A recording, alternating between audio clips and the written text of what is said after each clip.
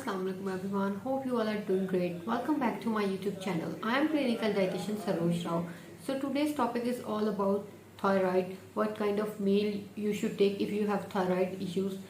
So today I'm going to talk about hypothyroidism. Before get into the video, please make sure you like this video and don't forget to subscribe my channel. Okay. First of all, let's see what is hypothyroidism. Hypothyroidism is when your body produce too little amount of thyroid than normal.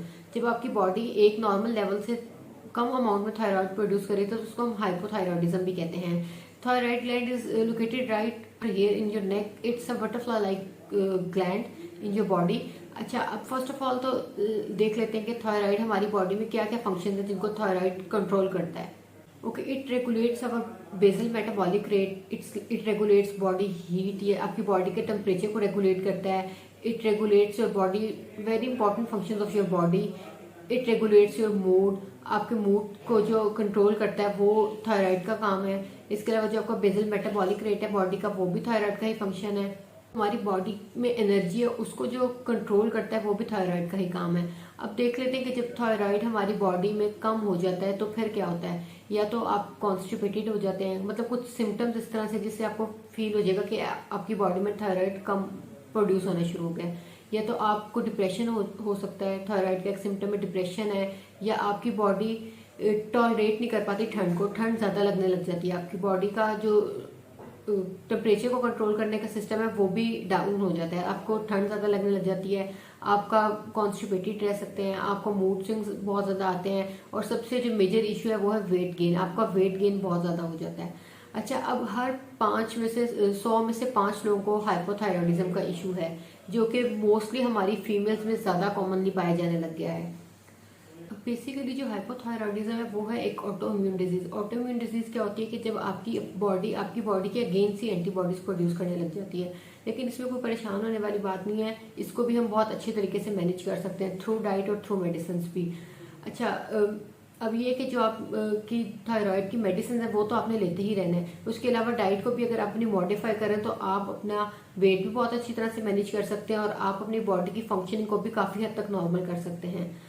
अच्छा, अब लोगों को ये नहीं पता होता कि अगर हमें थायराइड का इशू है, लेकिन उनको फील हो रहा है तो हमने टेस्ट कौन से कराने हैं. आपने ना T3, T4 और TSH ये टेस्ट होते हैं जो कि आपको इंडिकेट करते हैं कि आपके थायराइड लेवल बॉडी में कम तो नहीं हो गया या फिर ज़्यादा भी हो गया है. तो भी यही टेस्ट हैं जो आपके थायराइड के टेस्ट होते हैं. अगर आपको इस तरह की कोई चीज़ फील हो रही है तो आप अपना फॉरन मेडिकल स्क्रीनिंग कराएं, आप ये टेस्ट कराएं. उसके बाद फिर आप अपनी डाइटरी मॉडिफिकेशन भी करें और आप अपने थ्रू मेडिसिन भी अपना ट्रीटमेंट कराएं.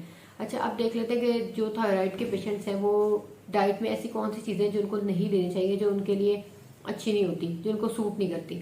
अच्छा, फर्स्ट ऑफ ऑल तो जो भी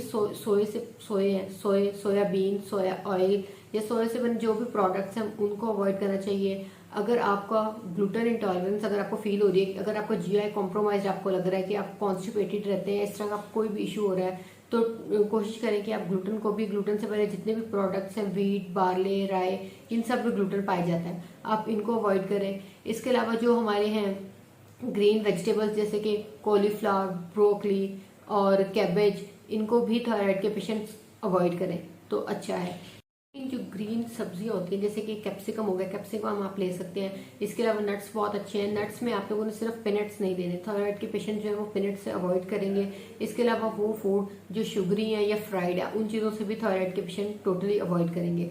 इसके अलावा कोशिश करें कि कैफीन का इंटेक बहुत कम कर दें. चाय या कॉफ़ी का इंटेक कम से कम करें जो है थायराइड के पेशेंट. उससे फिर ये होता है कि ये जो अगर अपनी मेडिसिन भी ले रहे हैं ना वो उतनी प्रॉपरली उसका फिर असर नहीं होता बॉडी में, कैफीन अगर आप ले रहे हैं. और सबसे मोस्ट इम्पॉर्टेंट बात ये कि जो आप अपनी थायराइड की मेडिसिन ले रहे हैं उसमें और खाने के बीच में कम से कम भी 1 से 2 घंटे का डिफरेंस होना चाहिए. ये नहीं कि शायद आपने थायरॉक्सिन ली है, अपनी मेडिसिन ली है और साथ ही आप खाना पीना शुरू कर दें, आप कॉफ़ी पी लें या चाय पी लें. उससे फिर ये कि आपकी मेडिसिन पे आपकी इफेक्ट होगा.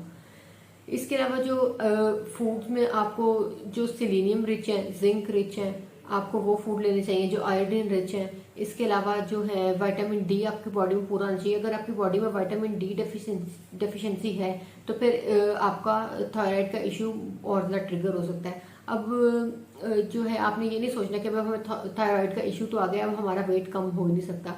आपका वेट भी कम हो सकता है। आपने अपनी डाइटरी मॉडिफिकेशन करनी है और इसके अलावा क्या कहते हैं, आपने अपने आप को फिजिकली एक्टिव रखना है।